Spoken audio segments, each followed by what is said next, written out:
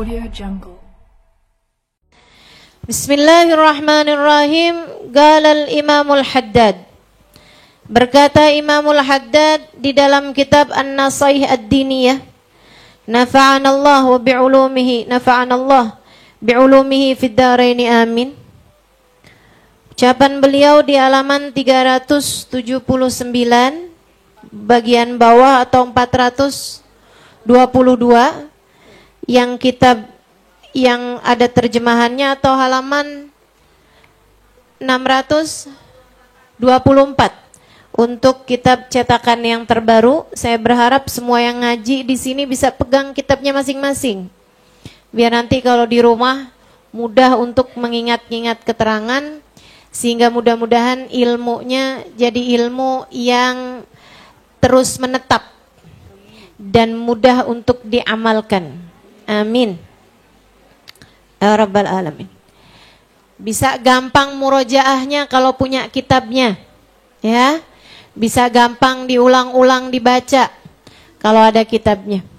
Jadi iseng-iseng buka kitabnya dah, sambil nginget-nginget keterangan-keterangannya.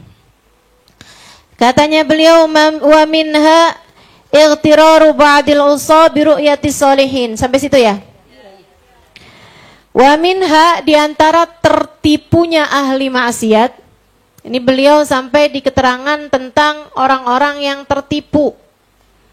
Ada orang-orang yang tertipu dengan banyaknya harta. Ada orang-orang yang tertipu karena merasa diberi ilmu. Ada orang-orang yang tertipu karena dia melihat dirinya ahli ibadah. Nah, bahayanya lagi, ada orang-orang udahlah ahli maksiat tertipu pula.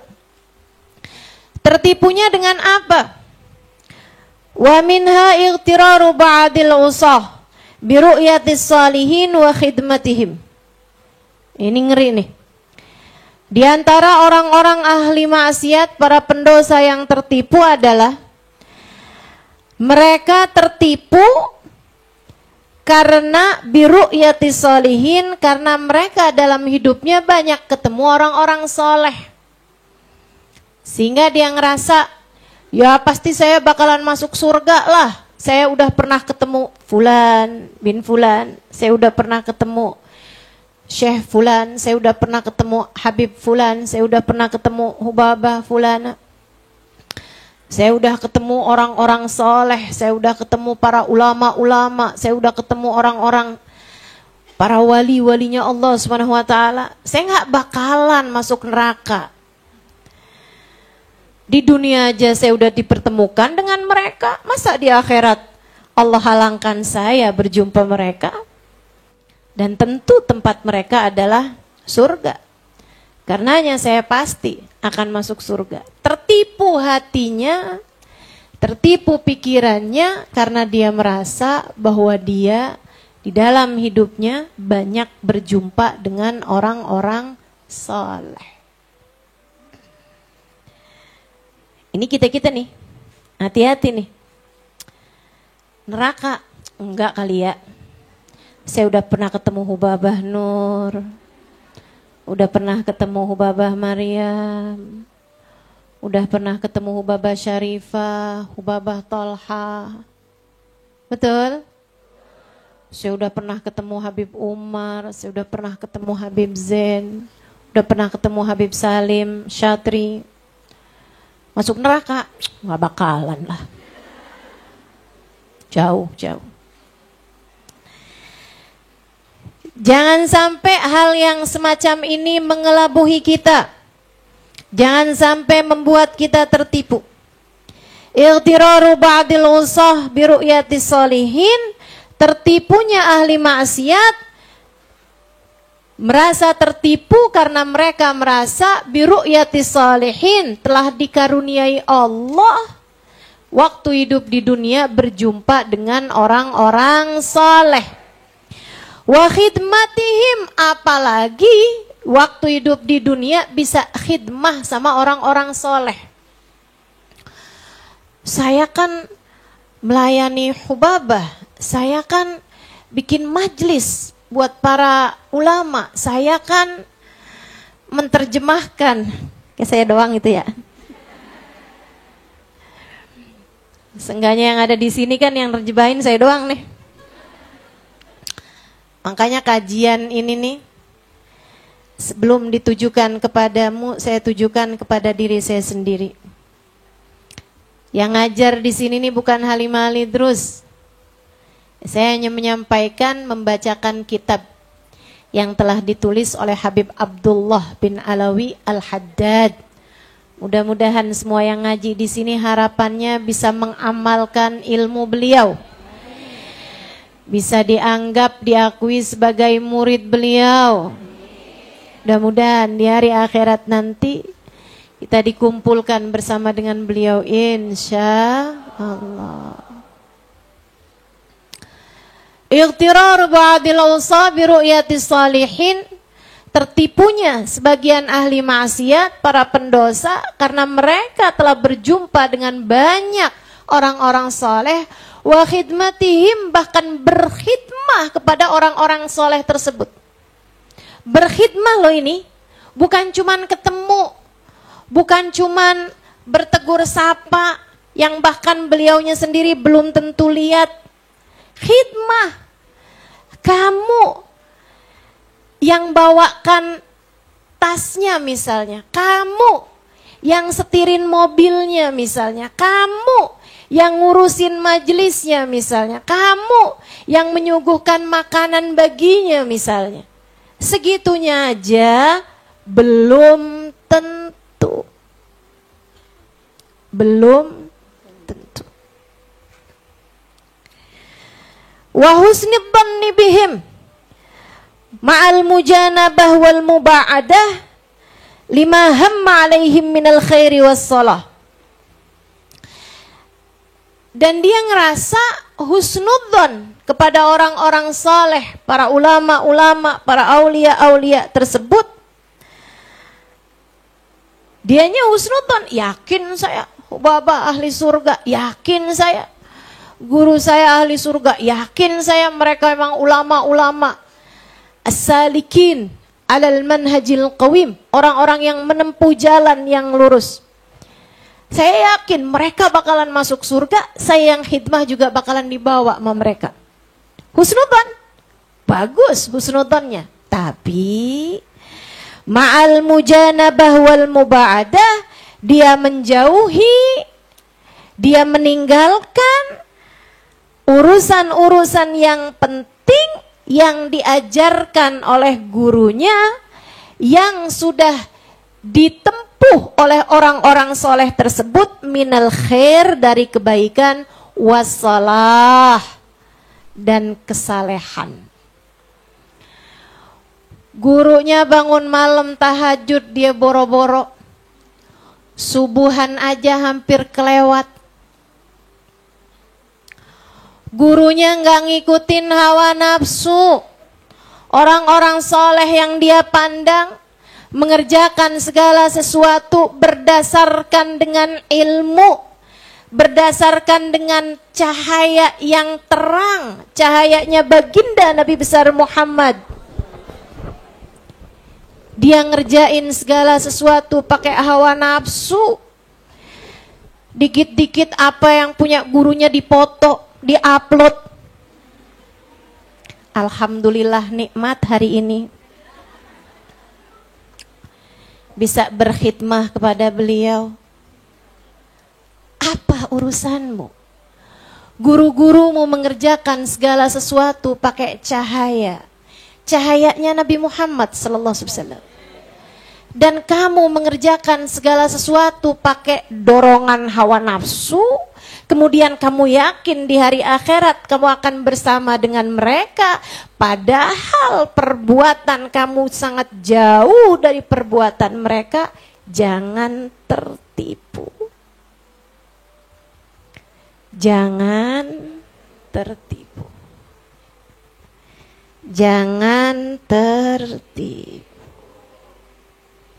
Bu, jangankan khidmah, yang jadi istrinya Nabi, kalau kerjaan mereka nggak sama nabinya, nggak jadi apa-apa.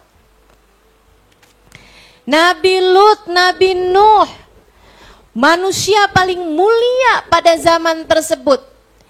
Di zamannya Nabi Nuh, orang paling mulia adalah Nabi Nuh. Jangankan cuman sekedar dekat, jangankan cuman sekedar ngurusin makanannya pada suatu hari, jangankan cuman sekedar bawain barangnya pada suatu waktu. Bahkan yang satu selimut dengan beliau, istrinya kurang dekat apa? Istrinya seorang nabi, teman-teman. Istrinya seorang nabi. Masakin buat nabi tersebut. Punya anak barengan sama-sama. Sang istri mengatakan bahwa ini adalah anak saya. Sang suami yang manusia paling utama pada zamannya mengatakan bahwa ini adalah anak saya. Segitunya. Kalau nggak sama amal ibadahnya, yang satu menuju surga, yang satu menuju neraka. Kamu mau tertipu dari apa? Sudah Allah Subhanahu wa taala kasih contoh istri Nabi Nuh, istri Nabi Lut yang Allah Subhanahu wa taala jadikan minal halikin, salah satu dari orang-orang yang akan dibinasakan Allah di akhirat nanti. Kamu cuman baru bisa lihat wajah mereka. Kamu cuman bisa ngasih hadiah. Berapa banyak juga kepada mereka. Bagaimana mungkin kamu merasa begitu berjasa? Bagaimana mungkin kamu merasa begitu sama? Gak sama, gak sama. Hati-hati. Hati-hati. Saya banyak berjumpa dengan orang soleh. Saya banyak berjumpa dengan perempuan-perempuan salehah. Saya banyak berjumpa dengan ulama-ulama. Saya yakin kalau dibandingin sama kamu saya lebih banyak.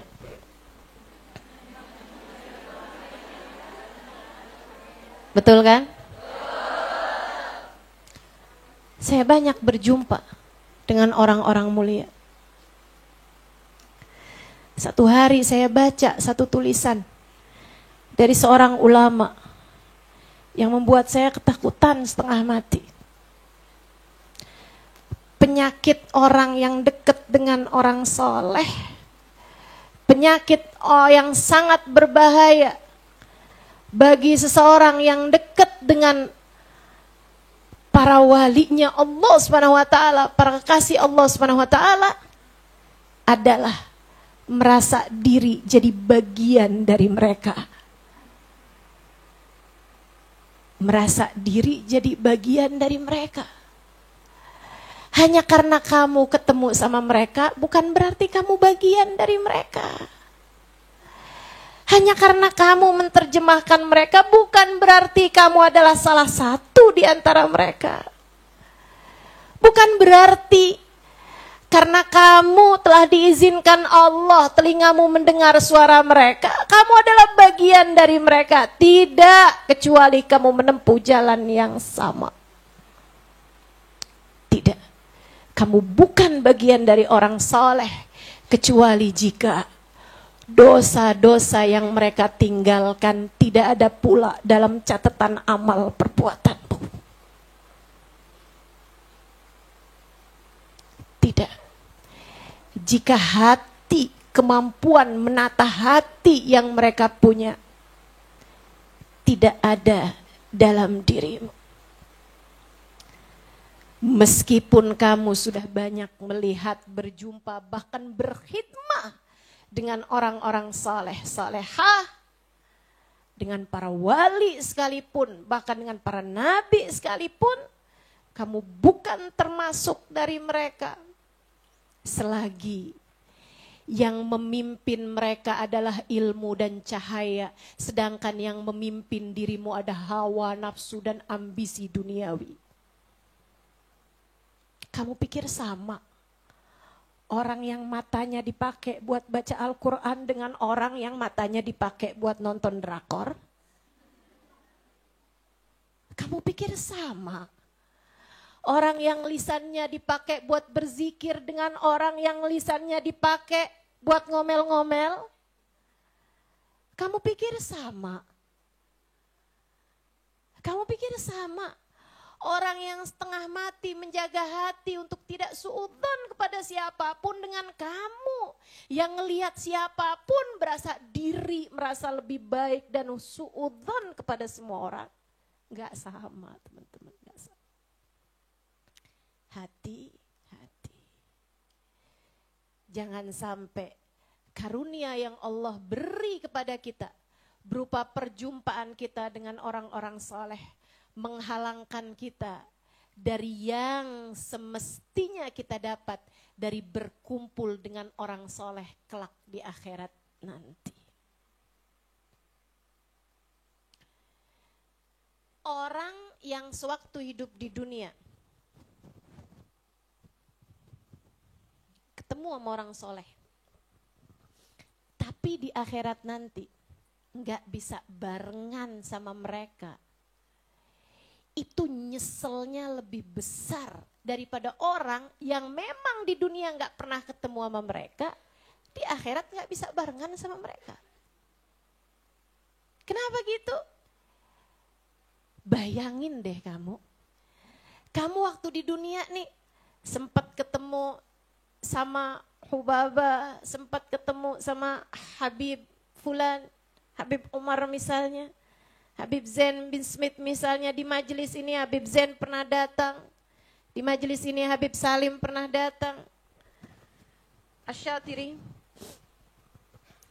Saudaraku sekalian saya muliakan, Ubaba orang-orang mulia datang ke majelis ini. Kamu pandang wajah-wajah mereka, bakalan nangis lebih kenceng jika di akhirat nanti kamu tidak bisa bersama dengan mereka. Bakalan nangis lebih kenceng, lebih susah, lebih pedih tangisanmu jika di akhirat nanti kamu tidak bisa berkumpul bersama dengan mereka dibandingkan dengan orang yang di dunia memang gak pernah ketemu sama mereka. Dia akan berpikir, ya Allah, padahal saya sudah pernah sedekat itu. Ya Allah, padahal tangannya sudah pernah saya sentuh. Ya Allah, padahal kami sudah pernah qiyam bersama-sama, mengumandangkan salam kepada baginda Nabi besar Muhammad sallallahu alaihi wasallam. Ya Allah, padahal bekas minumnya, sisa airnya sudah pernah masuk ke dalam perut saya. Tapi sekarang mereka ada di belakang bendera barisan Nabi Muhammad.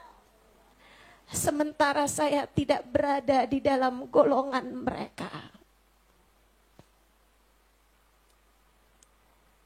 Hati-hati. Hati-hati. Hati-hati. Pengen barengan, ikuti jalan mereka. Jangan tertipu dengan pertemuanmu dengan orang-orang soleh. Orang-orang soleh mengajarkanmu. Orang-orang soleh mengajarkanmu sesuatu.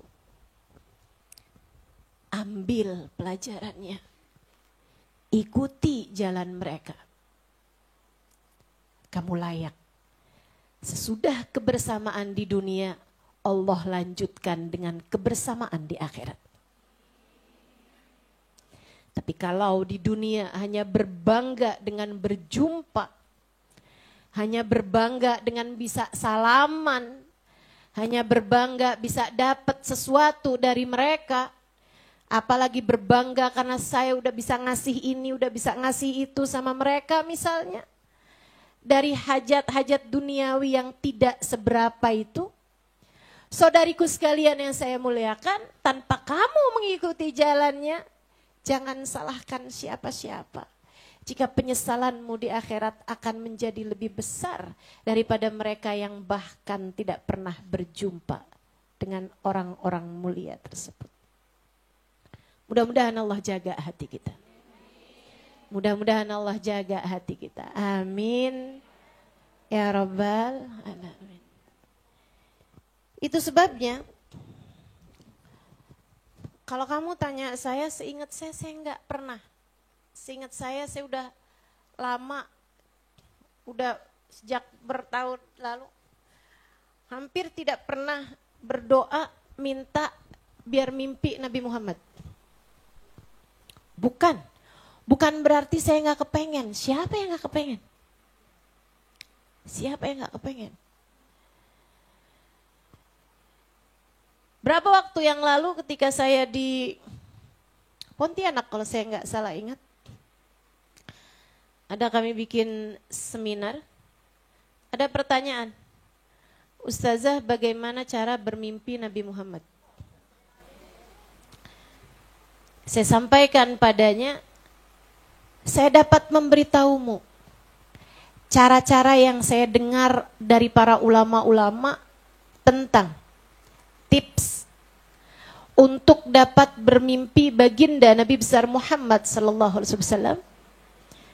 Bahkan ada bukunya, bahkan ada kitabnya, cara bermimpi Nabi Muhammad, dikumpulkan oleh orang-orang saleh. Dan saya bisa memberitahumu sebagiannya. Akan tetapi kalau kamu tanya sama saya tidak mengamalkan hal-hal yang semacam itu. Bahkan saya tidak merasa punya keberanian, tidak merasa punya kelayakan dan kepantasan untuk meminta kepada Allah, ya Allah saya pengen mimpi Nabi Muhammad. Ya Allah perlihatkan kepada saya, pertemukan saya dengan Nabi Muhammad di dunia. Kenapa gitu? Saya takut. Saya ngeri sama kejahatan hawa nafsu saya sendiri. Saya ngeri sama kejahatan hawa nafsu saya sendiri. Saya takut habis selesai mimpi, saya jadi merasa bahwasanya di akhirat nanti saya pasti akan ada di belakang benderanya Nabi Muhammad.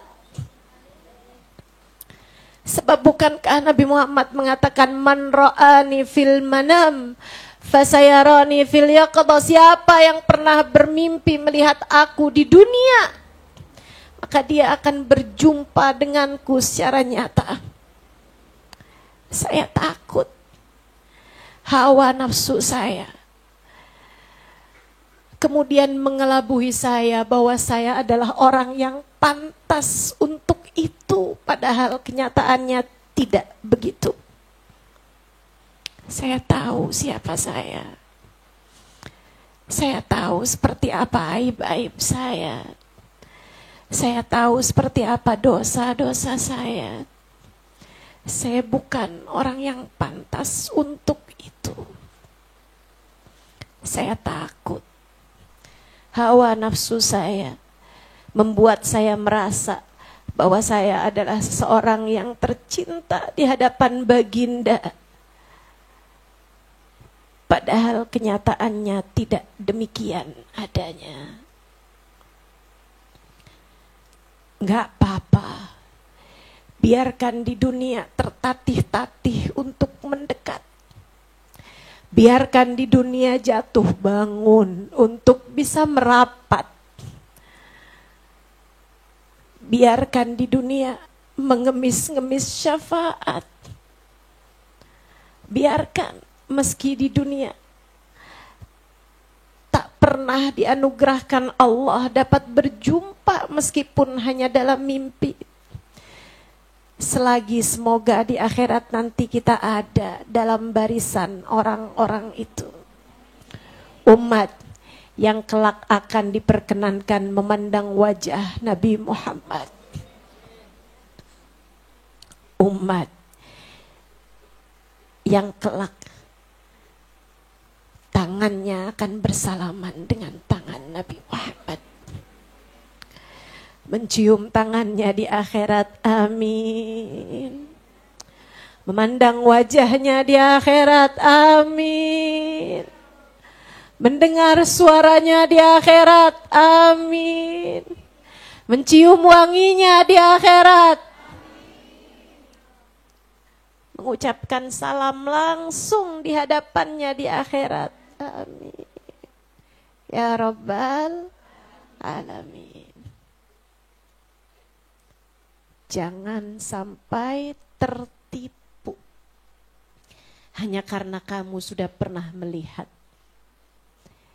Jangan pernah tertipu jika bahkan kamu di dunia pernah berkhidmat kepada orang-orang mulia. Kamu bukan termasuk di antara mereka, kecuali jika amal ibadahmu tidak jauh dari amal ibadah mereka, kecuali jika kamu menjauhi dosa sebagaimana mereka juga menjauhi dosa, kecuali jika akhlakmu mirip dengan akhlak mereka, kecuali jika hatimu, rasa hati yang ada di dalam dirimu juga mirip dengan rasa hati mereka. Itu yang harusnya kita minta. Itu yang harusnya kita minta.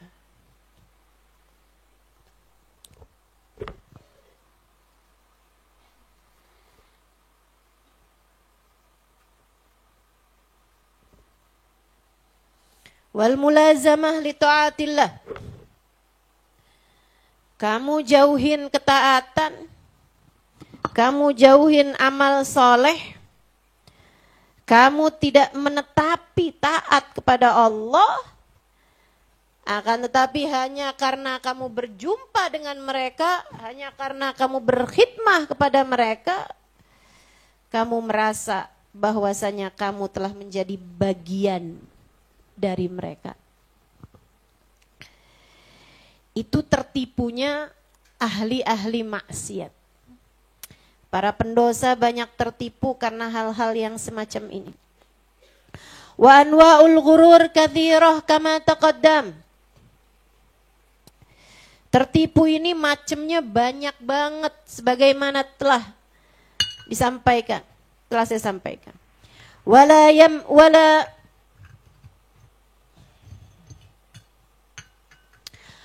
yunajji minha illa ruju'. Tidak ada yang bisa menyelamatkan seseorang dari ghurur, dari ketertipuan. Illa ruju' ilallah, kecuali dengan senantiasa kembali kepada Allah. Wal ittikal ala mahdi fadlih wa karamih, dan bertawakal, menyerahkan diri seutuhnya, berharap hanya kepada anugerah dan kedermawanan Allah. Ma'al hazm wal ihtiyat wat tashmir fi ta'atih, bersama dengan semangat dan berhati-hati, wat tashmir, bergegas, fi ta'atih, dalam melaksanakan taat kepada Allah, wal jid wal ijtihad fi ibadatih, sungguh-sungguh dan berjuang dalam ibadah pada Allah Subhanahu wa taala, wa ma'ajtinab maksiatih, dan bersama dengan menjauhi kemaksiatan pada Allah Subhanahu wa taala. Wa syukur lahu ala dzalik, dan dengan mensyukuri atas hal tersebut, ma'al i'tiraf bi ghayatit taqsir anil qiyam bi aqalli syai'in min wajibi haqqih, bersama dengan hatinya merasa bahwa dirinya masih sangat sembrono dalam melaksanakan hal tersedikit dari kewajiban melaksanakan haknya Allah Subhanahu wa taala. Wa ma'a mulazamatil inkisar, dan juga hatimu itu jagain agar senantiasa dalam inkisar, dalam patah hati, merasa diri enggak pantas, merasa diri enggak layak, putus cinta, inkisar. Wa nihayatil iftigar ilaih, dan juga merasa dirinya sangat memerlukan Allah Subhanahu wa taala. Wa ma'adawamit tadarru' wad du'a, biar enggak tertipu, kamu juga harus senantiasa merendahkan diri kepada Allah, Munajat kepada Allah, ya Allah tolong bimbing, ya Allah tolong bimbing, ya Allah tolong bimbing.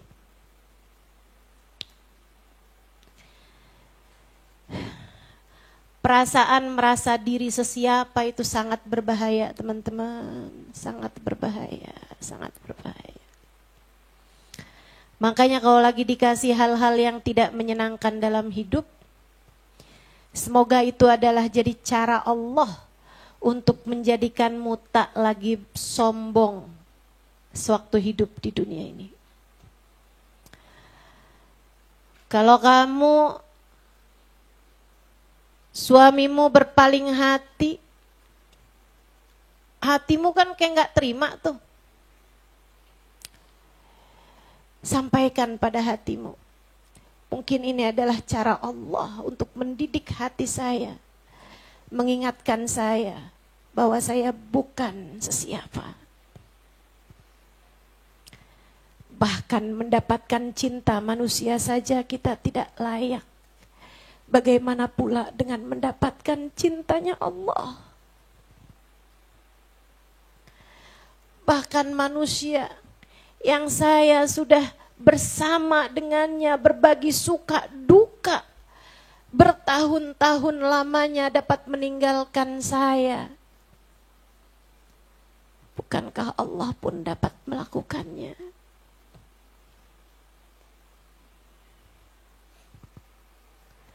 Kalau kamu lagi dikasih sakit, semoga itu jadi sarana untuk mengembalikanmu kepada kerendahan diri.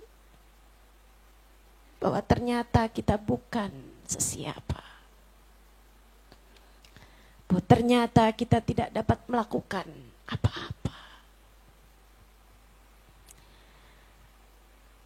Anak lagi bandel, diajakin sholat susah. Gak denger ucapan-ucapanmu.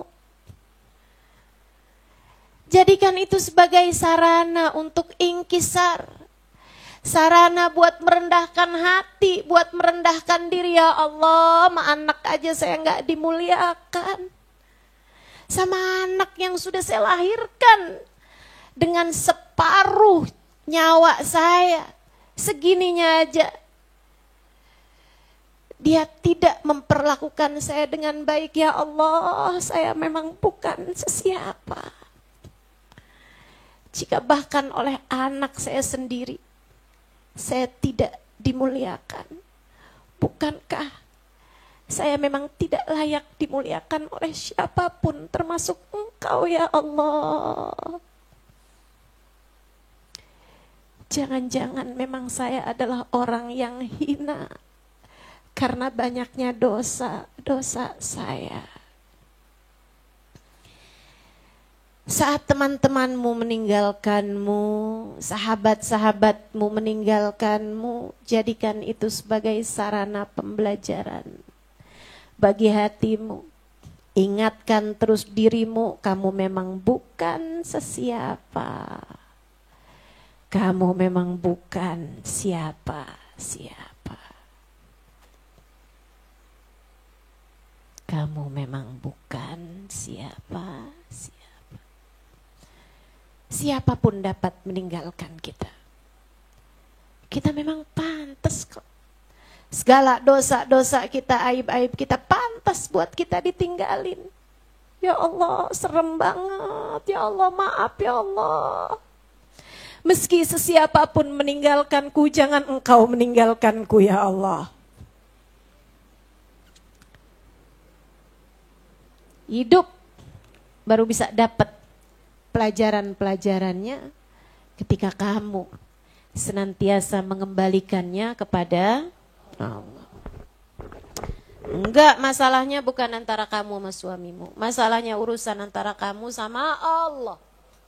Masalahmu bukan antaramu dengan teman-temanmu. Masalahmu antara kamu sama masalahmu bukan antaramu dengan anakmu, bukan masalah antaramu sama saudaramu, bahkan bukan masalah antara kamu sama badanmu ketika kamu dikasih sakit.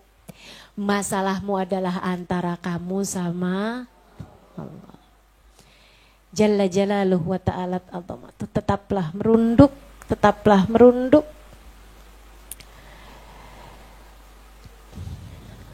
Tetaplah rendah hati.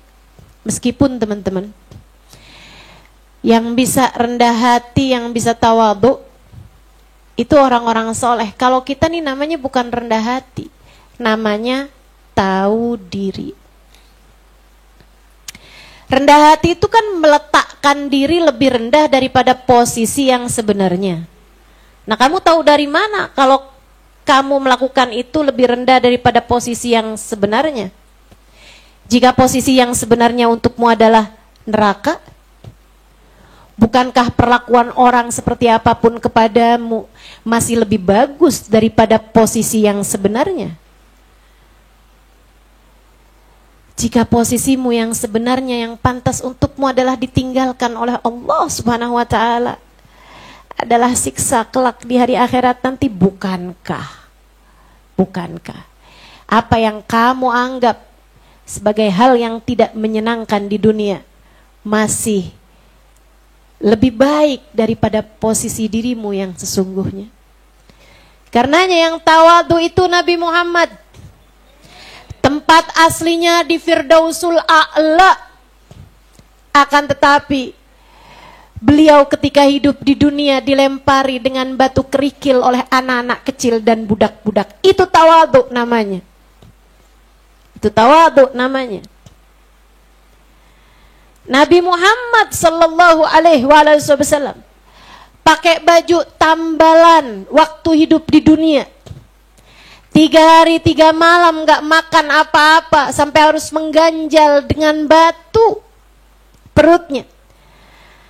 Itu tawadhu namanya, teman-teman saudaraku sekalian. Karena tempat beliau yang sejatinya adalah surga. Bahkan surga tak tercipta kecuali karenanya.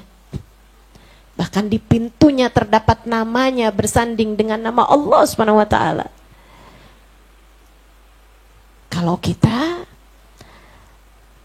Kalau tawadhu, jangan-jangan bukan tawadhu, akan tetapi tahu diri. Karena semerendah apapun kita di atas muka bumi ini, bisa jadi posisi yang sesungguhnya lebih rendah daripada itu. Merunduklah terus, belajarlah untuk terus menunduk. Belajarlah terus untuk jadi hamba yang tahu diri, insya